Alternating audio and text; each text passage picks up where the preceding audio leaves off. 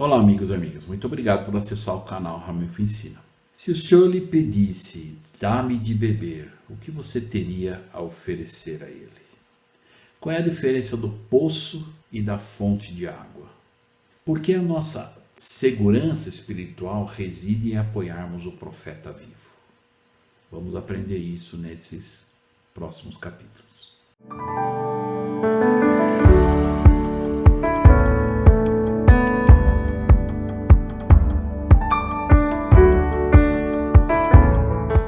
Olá, amigos, então agora nós vamos ver a segunda parte da lição do Vem Segue-me, Êxodo 14 a 17. No capítulo 17, quais são as lições que o Senhor procurou ensinar a Israel da forma com que ele deu água para eles, né? De uma forma, inclusive, na verdade, milagrosa, né? Então nós vamos ver aqui do versículo 1 ao 6 o que aconteceu. Que o povo estava, eles estavam acampados e eles saíram e foram para outro local. E lá no final do versículo 1 diz, não havia ali água para o povo beber. E aí eles começaram a reclamar. Então ele contendeu o povo com Moisés e disseram, dá-nos água para beber. E Moisés lhe disse, por que contendeis comigo? Por que tentais ao Senhor? Vocês não viram os milagres e o poder que Deus tem? E lembrar que na aula, na primeira parte, falamos do verbo confiar, né? E parece que cada experiência, cada aprovação, esse povo tinha que desenvolver esse atributo ainda mais. Versículo 3 diz, tendo pois ali o povo sede de água, o povo murmurou contra Moisés e ainda disse, por que nos fizeste subir do Egito para nos matares de sede, a nós e aos nossos filhos, ao nosso gado? Então ele de uma certa forma estava acusando o profeta Moisés, você nos tirou de lá, ok, mas você nos tirou de lá para nos matar de sede, né? Como se aquela vida fosse, lembra que nós vimos no final da aula da primeira parte, qual é a sua idade? Então às vezes o pessoal, viver do passado, né? Então nós temos que pensar assim, quantos anos ainda me restam, e eu tenho um futuro brilhante pela frente, o que eu posso fazer, né, para poder ser melhor? E aí no 4 diz, e clamou Moisés ao Senhor dizendo, que farei a este povo? Daqui a pouco me apedrejarão. E aí então o Senhor disse para ele o que ele deveria fazer. Ele falou, pega o seu cajado, passa pelo meio do povo. No versículo 6 diz, e eis que eu estarei ali diante de ti sobre a rocha em Horebe, e tu ferirás a rocha, e dela sairá água, e o povo beberá. E assim aconteceu, ele feriu a pedra, o povo então teve a água para beber. Eu queria nesse momento, até usar aqui com vocês, uma escritura que eu gosto muito, inclusive, e eu gostaria de convidá-los a nós irmos até ela, João capítulo 4. João capítulo 4 tem esse episódio que nós conhecemos nessa figura, quando a mulher, né, samaritana, se encontrou com Cristo lá no poço de Jacó. Mas antes, sobre uma visão sobre a água, né, o Elder Bruce McCunn, que fez um comentário bastante esclarecedor com referência ao ensinamento de Paulo. Então lembra que na primeira parte nós falamos que Cristo é o pão que desceu do céu, o pão da vida, o maná espiritual, do qual os homens devem comer para alcançar a salvação. Lá em João 6 nós vimos isso. E ele também é a bebida espiritual, a água viva, a água da vida que a humanidade deve beber, para que nunca mais tenha sede. Então, vamos abrir aqui em João 4, do versículo 3 a 42, e nós vamos ver essa história, né, dessa mulher que se encontrou com Jesus Cristo no poço de Jacó. E nós vamos identificar algumas coisas que nós podemos aprender e aplicar na nossa vida. Uma das primeiras aulas que nós aprendemos, que eu falei sobre a importância de nós aprendermos a interpretar a Bíblia dentro do contexto correto, lá eu estava falando sobre o poder das 3 leituras, né? Então, desse capítulo 4 de João, do versículo 3 até o versículo 42, eu fiz um estudo em cima desses versículos e fiquei, eu não me lembro exatamente quanto tempo, mas por volta de um mês e meio, nesses versículos, analisando cada um dos versículos. Por isso o poder das 3 leituras. O que seria o poder dessas 3 leituras? Na primeira leitura, é para nós entendermos o contexto, a história. A segunda leitura, eu já vou fazer ela com mais atenção e cuidado, até com com um pedaço de papel, anotando e identificando princípios que eu posso aplicar na minha vida com aquela experiência, daquela história, do contexto. E a terceira leitura é para identificar coisas que eu não encontrei nas duas primeiras leituras que eu fiz. Então, é um método que vai dar trabalho? Vai. Mas se nós quisermos entender a doutrina, é algo que nós temos que depositar tempo também para isso, né? Então eu vou compartilhar com vocês em alguns minutos. Eu garanto para vocês, eu já ensinei essa escritura numa aula do Instituto em 1h30. E claro que eu não vou fazer isso em 1h30, não dá, não tenho esse tempo no vídeo para isso. Mas eu vou fazer um resumo abrangente aqui do que eu pude aprender e vou tentar compartilhar as partes que eu considerar mais importante aqui em relação a essa história que nós estamos vendo sobre o povo, né, que estava com sede, e o Senhor disse para Moisés, pode dar de beber para eles. Aqui nós vamos ver no versículo 3, que diz lá, deixou a Judéia e foi outra vez para a Galiléia. Vamos lembrar que, eu vou até mostrar para vocês aqui o mapa. Se nós olharmos lá embaixo, onde está a Judéia, Idumeia, acima a Judéia, aí mais acima Samaria e Galiléia. Então diz aqui, deixou a Judéia e foi outra vez para a Galiléia. Então o caminho que Jesus fez foi esse aqui. Ele da Judéia ele passou por Samaria e de Samaria ele foi para a Galiléia. Agora os judeus eles tinham tanta raiva desse povo, eles chamavam de samaritanos, até de forma inclusive pejorativa. Se nós vamos ver lá no capítulo 8 e versículo 48, quando eles se dirigiram a Cristo, né? E diz lá no versículo 40, João 8, 48, diz assim, então os judeus responderam, pois os judeus, e disseram-lhe, não dizemos nós bem que és samaritano e que tens demônio? Então, de uma forma pejorativa, eles xingaram, né? Ou disseram para Jesus Cristo, você é samaritano, você tem demônio. Porque era um povo odiado por eles. Tanto que os judeus, quando iam para Galiléia, ao invés de ele passar por Samaria, eles iam até Pérea, e de Pérea eles iam para Galiléia. Eles faziam uma volta maior, só para não ter que passar por Samaria, de tanta raiva que eles tinham daquele povo. Mas Cristo diz aqui no versículo 4, e era-lhe necessário passar por Samaria.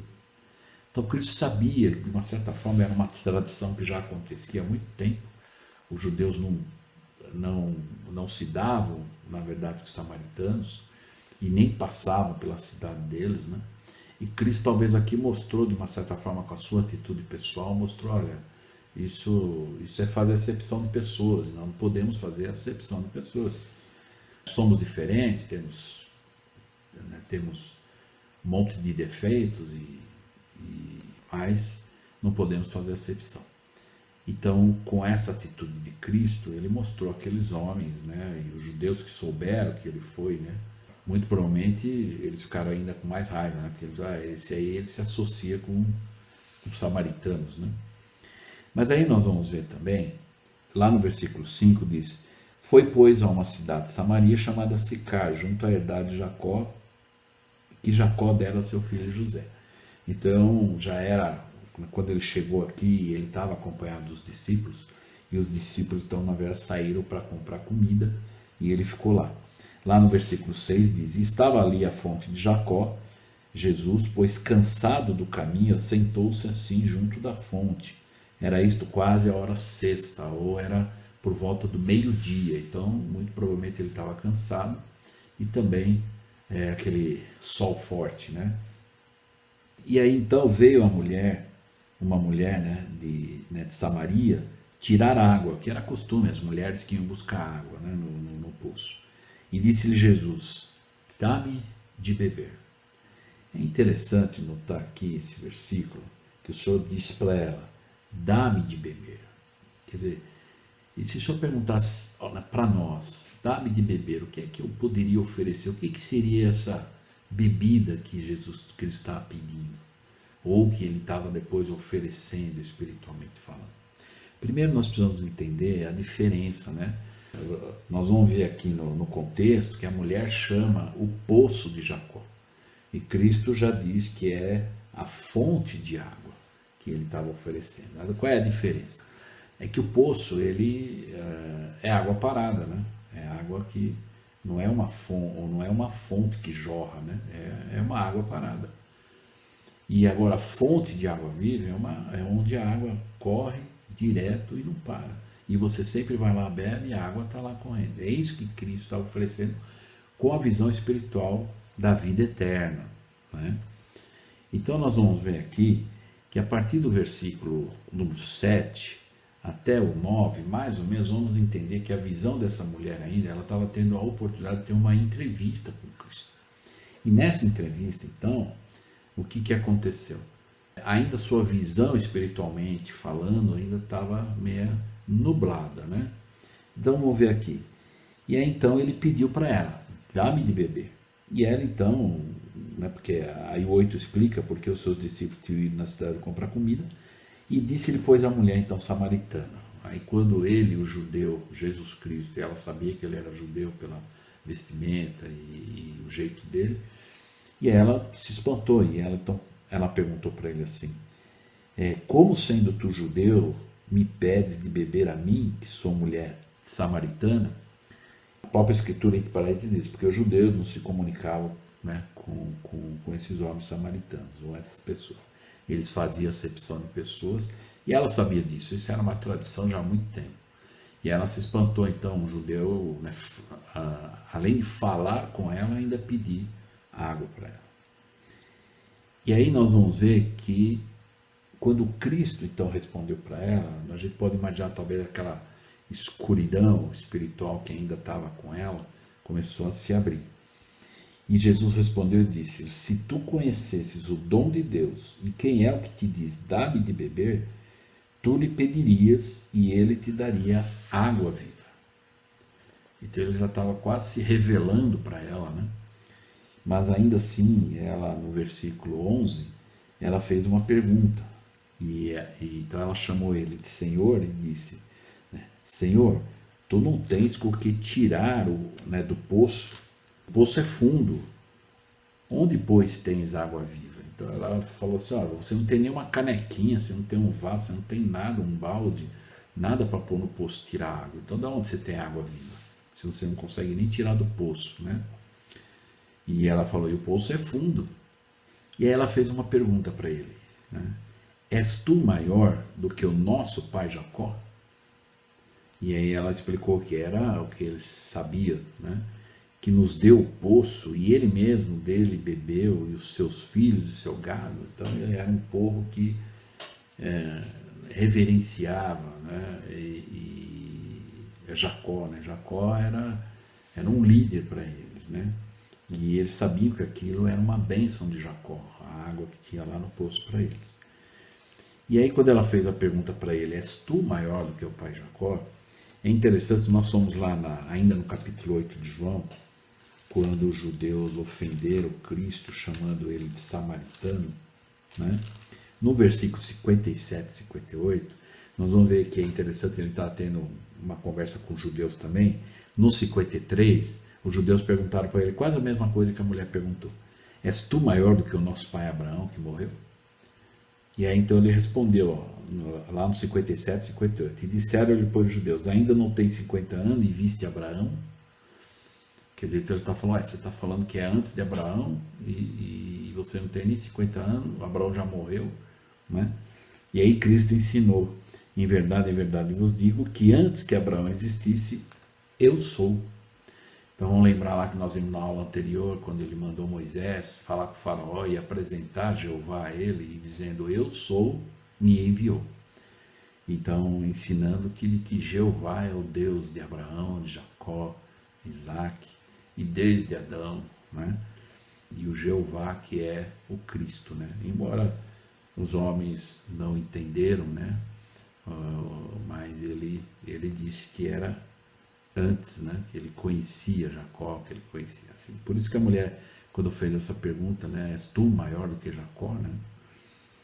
E aí então, no 14 diz, mas aquele que beber da água, então Jesus lá no 13 respondeu para ela, qualquer que beber desta água, tornará a ter sede. Então ele apontou para o poço ou para o jarro dela e falou: ó, essa água que você está carregando, qualquer um que beber vai continuar a ter sede. E é verdade, a gente toma água, daqui a alguns minutos ou horas a gente sente sede, vai lá e toma outra vez, né? E aí no 14 diz: mas aquele que beber da água que eu lhe der, nunca terá sede, porque a água que eu lhe der se fará nele uma fonte. Olha a diferença, fonte de água que salte para a vida eterna. Então ele não falou poço, ele falou fonte, uma fonte de água que jorra, né, para a vida eterna. É algo eterno, não para. E o que aconteceu foi que a mulher então disse para o Senhor, mais uma vez falando do Senhor, né? Senhor, dá-me dessa água, para que não mais tenha sede e não venha aqui tirá-la. Então, ela ainda não tinha entendido o que o Senhor estava ensinando do lado espiritual, porque ela falou assim: olha, então me dá dessa água que o Senhor está oferecendo, para que eu não tenha que voltar no poço e ficar tirando toda vez indo, porque dá trabalho, é pesado, é cansativo. Então, né, se o Senhor me der dessa água, que é para a vida eterna, eu não vou precisar me vir aqui mais encher o jarro. E o Senhor não está dizendo para ela que ela iria, por exemplo, deixar de fazer o que ela estava fazendo, porque era necessário nessa mortalidade. Todo mundo precisa de comida e água. Então ela ia continuar fazendo isso. O que o Senhor estava oferecendo para ela era a água espiritual, o evangelho, viver a doutrina, né? Mas ela não tinha entendido isso. Tanto é que ela não tinha entendido que algo interessante aconteceu aqui. O Senhor mudou a conversa. Está falando de água, água viva, água né, da mortalidade. Mas no 16 diz: e disse-lhe Jesus: vai, chama teu marido e vem cá. E a mulher respondeu e disse: não tenho marido. Então Jesus disse para ela: disseste bem, não tenho marido. O que o Senhor quis dizer com isso é: não tenho marido selado a mim. E aí ele completa dizendo: porque tiveste 5 maridos, e o que agora tens não é teu marido. E isto disseste com verdade. Algumas traduções que eu já vi, ou pessoas ensinando, falando que ela era uma mulher prostituta, por isso que ele falou, e não é nada disso. É que muito provavelmente ela, como hoje acontece, talvez hoje nós conhecemos pessoas que já se casaram 2, 3 vezes legalmente, tudo certo, mas se não estiver selado pelo santo sacerdócio, pela autoridade de Deus, depois dessa vida, não importa com quantas pessoas você foi casado, nenhum daqueles casamentos vai ser válido. Na visão de Deus, no Evangelho e na ordenança do sacerdócio, né, da autoridade e do convênio que nós fazemos em relação a essa ordenança. E a mulher ficou espantada quando ele falou para ela: você já teve 5 maridos, né? E esse que agora tens não é teu também. Se você não aceitar o Evangelho, as ordenanças salvadoras e principalmente a ordenança né, do templo, do selamento, né? E aí então, lá no 19, a mulher disse: Senhor, vejo que és profeta. Então ela já mudou, agora Senhor, agora eu vejo que você é profeta. E como é que ele sabia que eu tinha 5 maridos? Né? E aí ela então disse do que ela sabia, né, o que ela acreditava.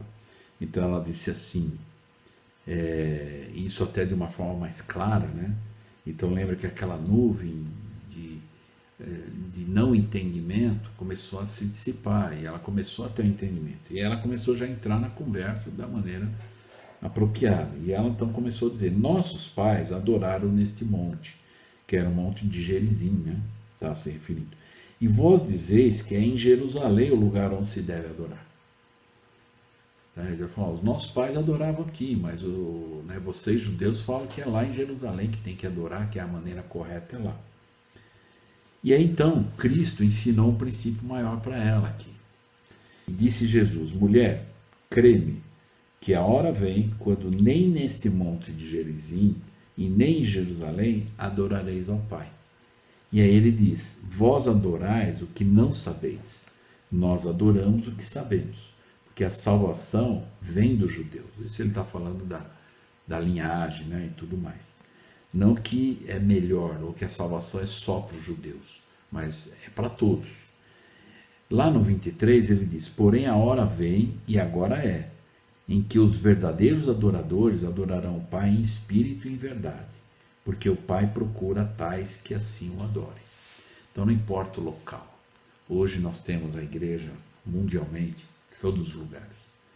Então, mais ou menos alguns dizer assim, alguns às vezes quando eu entrei na igreja, quando era da primária, eu via muitas pessoas às vezes falar: um dia todo mundo vai ter que ir para Salt Lake, que lá vai ser o centro e adorar a Deus, né? Às vezes tem pessoas que acham que o lugar mais apropriado, correto, é lá, é tudo lá em Salt Lake. E não é. Nós vemos nas escrituras modernas que a estaca é o local.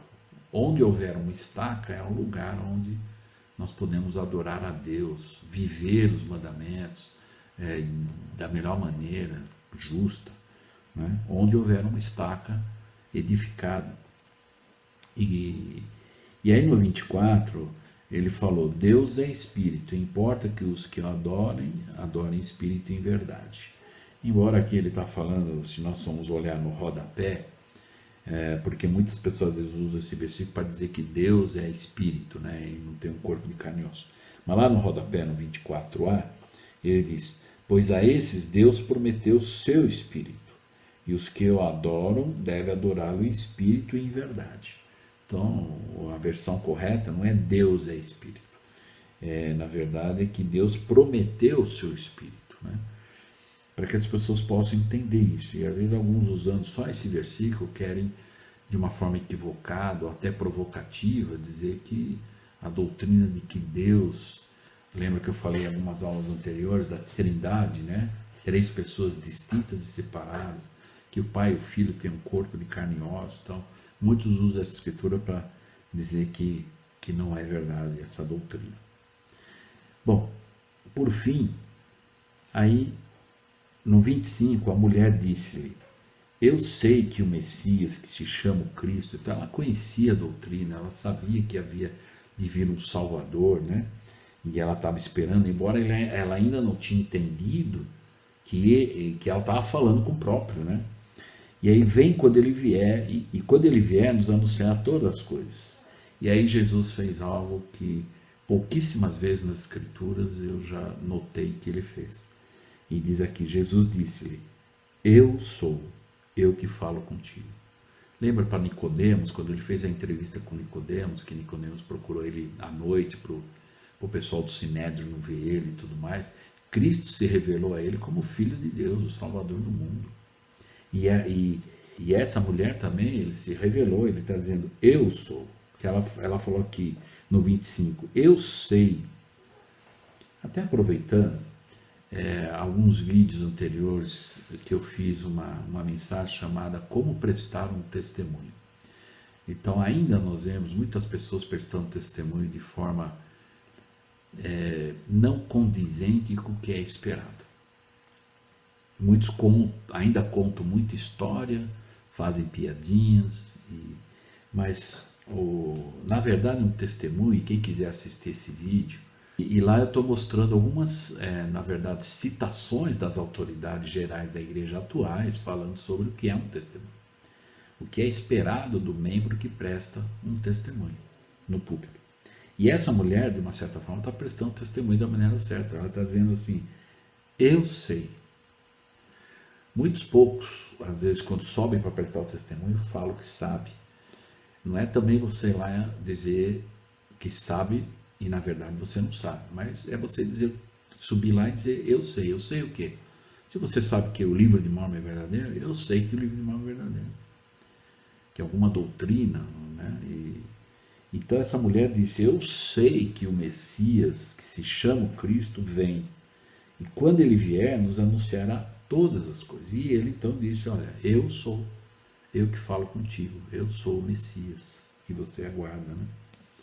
E nisso vieram seus discípulos, né? Então nessa hora que ele se anunciou para a mulher, né, sendo o Messias, lembra que os discípulos haviam saído para comprar comida e nesse momento estavam retornando, e os discípulos ficaram meio maravilhados de Jesus Cristo está conversando com uma mulher samaritana. E aí, todavia, nenhum dos discípulos, né, perguntou para ele, né, olha, por que falas com ela? E aí, então, no 28, para encerrar, então no 28 o que aconteceu? Deixou, pois, a mulher o seu cântaro, pois a mulher, e foi à cidade, e disse àqueles homens. Então ela, lembra que ela estava lá com o cântaro dela, a princípio lá no versículo 11, ela falou assim para o Senhor, Senhor não tem nada para tirar a água do poço, né? És tu maior do que o pai Jacó? E ela estava lá para pegar água. Então nós vemos que nessa entrevista o véu da visão dela foi retirado. E ela entendeu, na hora que Cristo disse, eu sou o Messias que fala contigo. E o que ela fez? A prova do que ela entendeu a mensagem é que ela largou o cântaro. Aquela água parada do poço no cântaro também, para ela já nesse momento, é lógico que ela ia ter que tomar mais água depois, mas esse momento mais importante não era mais o cântaro. Ele diz aqui, deixou, pois, a mulher o seu cântaro e foi à cidade, disse àqueles homens. E ela correu para a cidade prestar testemunho para os homens que estavam lá, para as pessoas que estavam lá, da experiência que ela teve com Jesus Cristo. E aí no 29 ela estava convidando aquelas pessoas, vinde, vede um homem que me disse tudo quanto tenho feito, porventura não é este o Cristo? E saíram, pois, da cidade e foram ter com ele. Até que eles chegassem lá, esse momento do versículo 31 a 34, foi quando, porque os discípulos saíram para comprar comida, voltaram e ofereceram para Cristo. Cristo falou, não, a minha comida, lá no versículo 34, Cristo respondeu para eles, a minha comida é fazer a vontade daquele que me enviou e consumar a sua obra. E talvez, até diz aqui que os discípulos pensaram, alguém veio aqui e deu comida para ele, né? Porque ele disse que não está com fome, mas ele estava ensinando também um princípio para os seus discípulos, que a comida maior dele, claro, ele tinha que se alimentar também, mas a visão espiritual era maior, que a comida que ele disse era fazer a vontade do Pai. Lá no rodapé, no versículo 34, nós vamos ver lá, Pai, está consumado, a tua vontade está feita. Então essa era a comida dele, fazer a vontade do Pai, como ele fez até o último momento, que tudo foi consumado na cruz. Né? E aí nós vamos ver o que aconteceu então. Lembra lá no versículo 29, ela foi lá e falou, vamos lá, olha, vamos ver, né? Tem um homem que falou um monte de coisa lá, e eu sei que ele é o Cristo, né? E aquelas pessoas foram lá para ver quem é, e ouvir. Então, muito provavelmente, talvez, eu volto um pouquinho na aula da primeira parte sobre confiar. Essa talvez era uma mulher conhecida e de confiança. Porque muito provavelmente quando ela voltou na cidade, se ela falasse isso e não fosse de confiança, talvez muitos falaram, essa mulher está delirando, né? Ou às vezes não é uma pessoa confiável, mas ao que parece aqui, era uma mulher de confiança, tanto que muitas pessoas foram lá. Eu quero ver quem é esse homem, o que é isso que ela está falando, né? Ouvindo. Aí, lá no versículo 30 e 39, aí diz, e muitos dos samaritanos daquela cidade creram nele, tá? Pela palavra da mulher. Então eles acreditaram nela, porque ela era de confiança, e foram lá. E aí que testificou dizendo, disse-me tudo quanto tenho feito. E eles acreditaram nisso. E claro, de forma, ela deve ter relatado tudo o que aconteceu na experiência com ela. E eles disseram, poxa vida, é experiência espiritual, né? E ela é confiável, vamos lá também para ver. No 40 diz, indo pois ter com ele, os samaritanos rogaram-lhe que ficasse com eles. E ele ficou mais 2 dias. Então talvez o senhor já estava de passagem, como disse lá. Lembra que quando lá no versículo 3, 4, diz, e era-lhe necessário passar por Samaria. Se esse momento, a experiência com Cristo, com essa mulher, fosse a única, e ele passasse por Samaria e fosse lá para Galiléia, já teria valido muito essa experiência para aquela mulher, né? Pela conversão dela. Mas olha só, essa passagem no versículo 4, e era-lhe necessário, Imagine, por causa daquela mulher que foi e prestou um testemunho, ela ficou contando historinha, dando risada, contando viagem. Ela contou uma experiência espiritual. Eu sei que isso é verdade. E por causa disso as pessoas foram e seguiram, né? E lá no versículo, então, 41 diz: e muitos mais creram nele por causa da sua palavra. Então, ele ficou 2 dias, imagine, pregando. Em poucos minutos aqui que ele ficou com a mulher, ele já converteu a mulher numa entrevista. Imagine 2 dias ensinando aquelas pessoas todas, né? E aí no 42, então, né, depois deles ouvirem todos os ensinamentos de Cristo, esses 2 dias que ficou lá, olha só, eu gosto muito desse versículo 42, que é, inclusive, que eu tenho falado em algumas aulas anteriores, e vou repetir agora. Ele diz: e diziam aquela mulher, né, depois dela ter ido lá, e ela prestou testemunho, contou sua experiência espiritual, ela simplificou, intensificou e testificou de forma clara. E eles foram lá. E aí eles disseram no 42: já não é pelo que disseste que nós cremos. Não que eles estavam desprezando talvez o testemunho dela, mas eles disseram: olha, nós já, o que você nos falou, muito obrigado pelo convite, nós viemos e tudo, mas nós não acreditamos só nele, só pela tua palavra. Então eles disseram: já não é pelo que disseste que nós cremos. Aí eles disseram: porque nós mesmos o ouvimos e sabemos que este é verdadeiramente o Cristo, o Salvador do mundo. Então agora eles já sabiam por si mesmos. Então é isso que eu venho falando em muitos vídeos, né?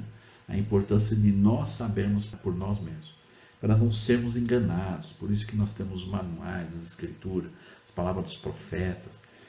E se nós estudarmos as escrituras, as palavras dos profetas atuais, né, nós vamos realmente saber se a liderança da igreja está alinhada a tudo isso. Para nós podermos ter certeza, quando nós levantamos a mão, apoiar, que nós possamos realmente saber que essas pessoas todas estão alinhadas com os profetas e as escrituras e os manuais. Saber por si mesmo, lembra que eu falei um pouco sobre alguns vídeos anteriores, sobre a obediência cega, que não é esperado isso de membro nenhum. A nossa obediência tem que ser pelo conhecimento ou pela fé. Aquilo que eu sei, aquilo que eu conheço, porque eu procurei, estudei, eu conheço, li o manual, eu sirvo no meu chamado, eu já tive experiências e etc. E aquilo que eu não sei, eu vou exercitar a fé, mas eu sei que está alinhado às escrituras, às palavras dos profetas, e vamos seguir em frente e desenvolver a fé naquilo. Então é interessante que eles disseram para ela lá: já não é pelo que disseste que nós cremos, mas agora nós sabemos por nós. Quando nós entramos na igreja, nós agradecemos, claro, os missionários, os membros que nos acolheram, as aulas que nós tivemos inspiradas, né? E aquilo que nós pudemos aprender e aí ganhar a nossa própria conversão. Aí nós vamos até dizer para todos os missionários, membros, né? Olha, muito obrigado e tudo, mas já não é mais pelo que vocês disseram, agora eu sei por mim mesmo. Esse é um testemunho que todo membro da igreja tem que ter pessoalmente. Muitos membros se afastam da igreja porque ainda não sabem por si mesmos. Às vezes ele está lá porque o irmão, a irmã, mas esse irmão, a irmã às vezes faz uma coisa errada, ofende, e ele acaba indo embora da igreja.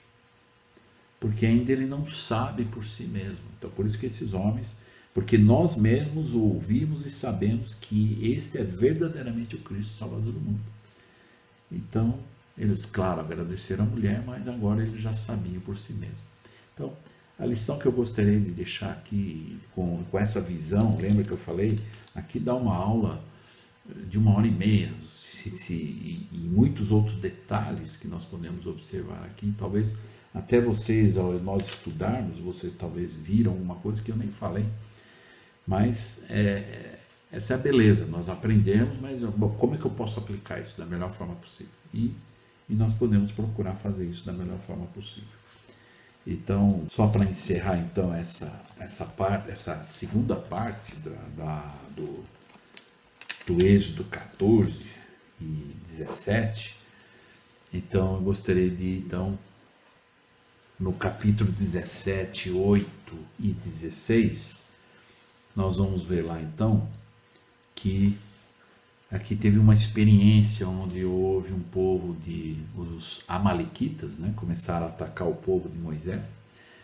E aí Moisés, então, no versículo 9 de Êxodo 17, então lá no versículo 9, o Moisés disse para o Josué: Josué, escolhe-nos homens e sai, peleja contra Amaleque. Amanhã eu estarei sobre o cume do outeiro e a vara de Deus estará na minha mão.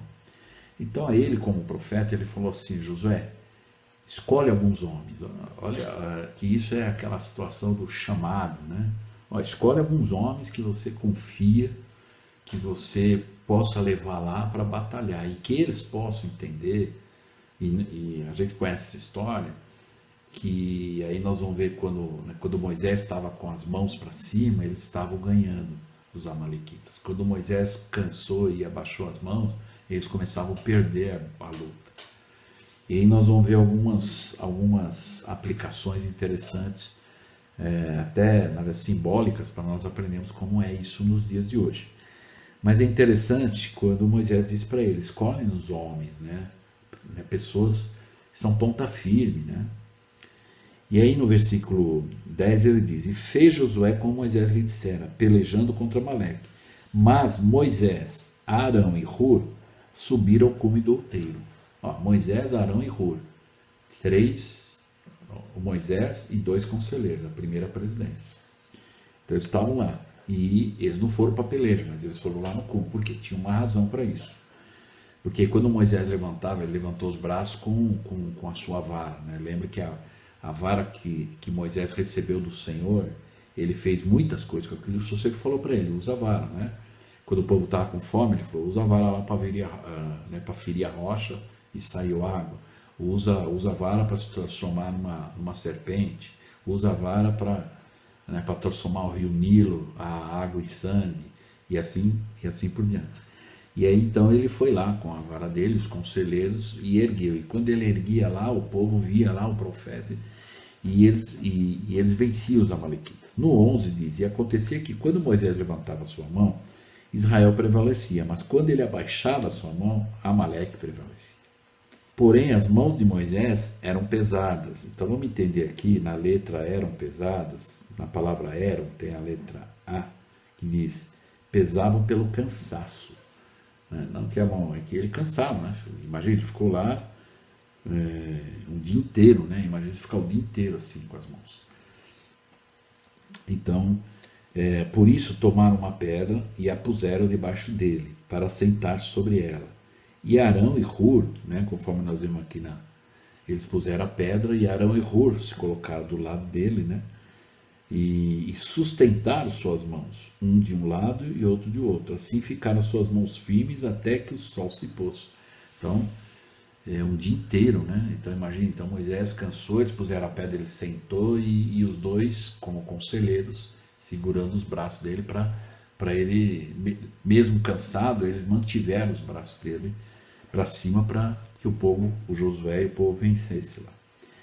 E aí no versículo 13 diz: e assim Josué desbaratou Amaleque seu povo ao fio da espada. Então disse o Senhor a Moisés: escreve isso para a memória num livro e relata-os aos ouvidos de Josué. Ele falou: escreve isso e avisa Josué lá para eles saberem que eles estão vencendo a batalha. Porque eu, totalmente hei de riscar a memória de Amaleque de debaixo dos céus. E Moisés edificou um altar e chamou o seu nome: o Senhor é minha bandeira. E disse: porquanto jurou o Senhor, haverá guerra do Senhor contra Amaleque de geração em geração. Então essa foi a experiência. E vamos ver aqui, então, para encerrar, as palavras de alguns apóstolos sobre esse incidente de apoiar o profeta. O presidente Herod Billy pôde discernir o significado simbólico desse evento e aplicou à época atual. Então, vamos lembrar que na época era o presidente Joseph F. Smith, e aí tinha os conselheiros, o presidente Tanner e o presidente Herod Billy eram conselheiros dele. Então ele diz: fez-o ser esse trabalho que o presidente Tanner e eu, Herod Billy, temos de realizar. As mãos do presidente Smith poderão cansar-se, poderão começar a cair ao seu lado por causa de suas pesadas responsabilidades. Mas enquanto nós asseguramos e enquanto liderarmos sob a sua direção, do seu lado, as portas do inferno não prevalecerão contra vocês e contra Israel. A segurança de vocês e a nossa depende da maneira como seguimos aqueles que o Senhor colocou para presidir sobre essa igreja, que é sua. Ele conhece a quem quer que presida sobre essa igreja e não cometerá erros. O Senhor não faz as coisas por acaso, jamais fez alguma coisa acidentalmente. E penso que os cientistas e filósofos do mundo jamais descobriram ou aprenderam qualquer coisa que o Senhor já não soubesse. Suas revelações são mais poderosas, mais significativas e têm mais conteúdo que todo o aprendizado secular do mundo. Mantenhamos nossos olhos sobre o presidente da igreja e sustentemos suas mãos, como o presidente Tanner e eu continuaremos a fazer. Isso é de um discurso de 1970, que intitulado Sustente as mãos do presidente da igreja. Então hoje nós temos o presidente Nelson e a representação é essa. O presidente Nelson e os seus dois conselheiros, o presidente Oaks e o presidente Arne. Os dois seriam o Hur e o Arão, né, para o presidente Nelson nos dias de hoje. E eles sustentam e apoiam a mão do profeta, que seria o Moisés para nós. Então que nós possamos lembrar a importância, né, conforme eu fiz a pergunta, por que a nossa segurança espiritual reside em apoiarmos o profeta. Né? Porque ele está alinhado com Deus. E se nós seguirmos da melhor forma que pudermos, aplicarmos, e a gente seguir os conselhos e fizermos realmente, de verdade, as coisas que tem que ser feitas, nós vamos estar seguros. Né? Assim como na época de Moisés e nos dias de hoje, a representação simbólica, né, é a mesma.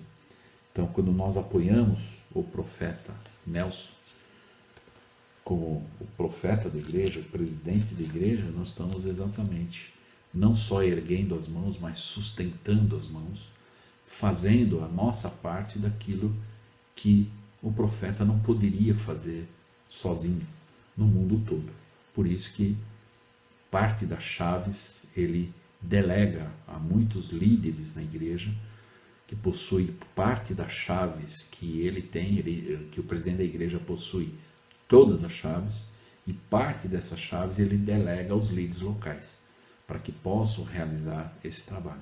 E essa é uma forma de dizermos que estamos sustentando as mãos do profeta. Por isso que sempre, e é interessante, né, não só o presidente Nelson, mas o Elder Oaks, o Elder Harry, o Coro dos Doces, sempre quando eles se dirigem a nós, e nós vamos ver isso, e vimos isso na conferência geral, eles sempre agradecem, né, o trabalho que estamos realizando, e nós sabemos que podemos até fazer melhor, mas eles sempre estão gratos. Por quê? Porque nós estamos sustentando os braços, buscando fazer o melhor nos nossos chamados, não só na igreja, mas na família, que é o mais importante para nos conduzir um dia à vida eterna.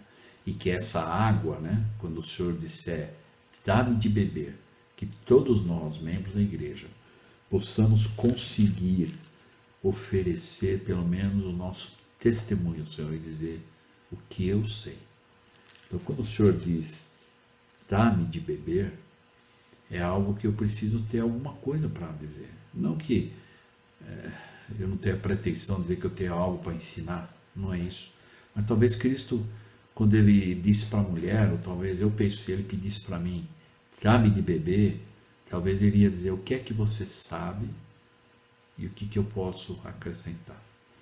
Então talvez, o que é que eu sei para dizer para Cristo? Ele sabe que eu sei, mas eu preciso dizer. Então se ele perguntar para mim, dá-me de beber, o que é que você sabe? Será que eu só vou recitar primeiro Nef 3:7? Ou eu vou saber ensinar a doutrina dele, a doutrina de Cristo? Segundo Nef, capítulo 31, por exemplo, as parábolas. Então, dá-me de beber.